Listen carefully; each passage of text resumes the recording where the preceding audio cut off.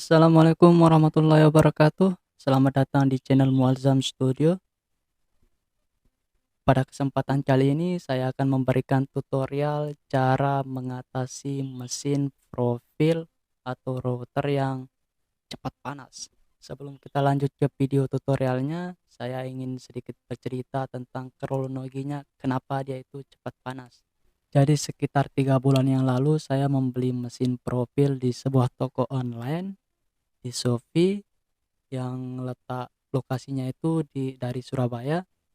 Setelah datang saya coba, saya pakai, seiring berjalannya waktu selama 3 bulan, profilnya mengalami masalah cepat panas.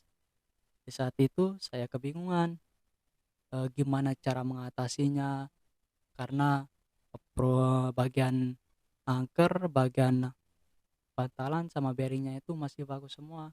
Akhirnya saya coba bertanya di sebuah grup, saya sharing. Di sana saya menemukan banyak solusi, namun dari semua solusi itu saya coba satu persatu, mulai dari mengecek angkernya, mengecek bearingnya atau laharnya, terus saya cek bantalannya, semuanya masih bagus-bagus semua. Itu mungkin itu kronologi kejadiannya.